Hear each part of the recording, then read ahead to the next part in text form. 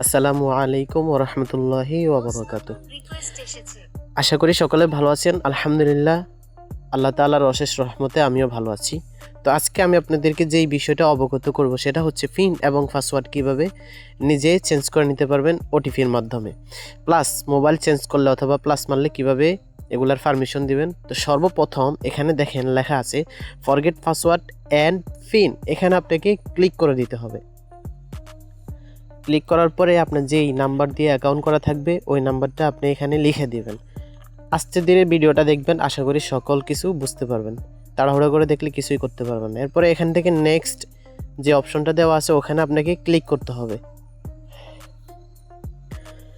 Click করার পরে কিছুক্ষণ ওয়েট করবেন। দেখেন আমাদের এখানে কিন্তু একটা ভেরিফিকেশন কোড চলে আসছে, আপনার ওখানে অটোমেটিক এটা চলে যাবে। আপনি কি করবেন, এখান থেকে এই কোডটা কপি করে নিয়ে ইন্টার কোড, একদম উপরে ইন্টার কোড এখানে দিয়ে দিবেন। এবং আপনি কি পিন চেঞ্জ করতে চাচ্ছেন নাকি পাসওয়ার্ড চেঞ্জ করতে চাচ্ছেন ওটাকে সিলেক্ট করে দিবেন। ধরেন এখানে দেওয়া আছে পাসওয়ার্ড চেঞ্জ, এই যে আমি আপনাদেরকে মার্ক করে দেখাচ্ছি। এরপরে 2 নম্বরে দেওয়া আছে পিন চেঞ্জ, এটাও মার্ক করে দেখাচ্ছি। এখন আমি পাসওয়ার্ড চেঞ্জ করব আপনাদেরকে দেখানোর জন্য। পিন পাসওয়ার্ড একই সিস্টেমে চেঞ্জ করতে হবে।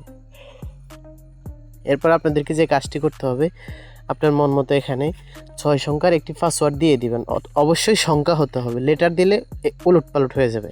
তো এটা জাস্ট আমি আমার মন মতো ধরেন 112233 দিয়ে দিয়েছি। সেম নিচের ঘরেও উপরে যেটা দিবেন নিচেও ওটা দিতে হবে। এরপরে সাবমিটে ক্লিক করলে দেখেন আমাদের পাসওয়ার্ড অলরেডি চেঞ্জ করা হয়ে গেছে। এখন আমাদেরকে যে কাজটি করতে হবে সেটা হচ্ছে আপনার যে অ্যাকাউন্ট নাম্বার ওটা এখানে লিখে দিতে হবে। আমি লিখে দিচ্ছি, আপনারা আপনাদেরটা লিখে দিবেন।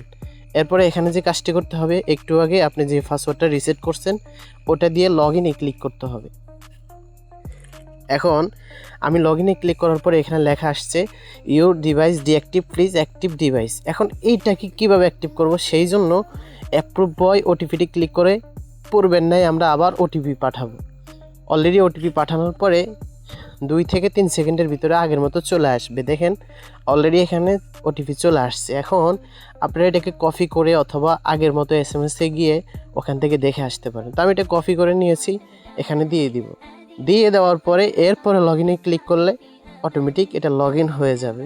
তো দেখেন আমি কিভাবে লগ ইন করি। এখানে ক্লিক করলে অটোমেটিক লগ ইন হয়ে যাবে।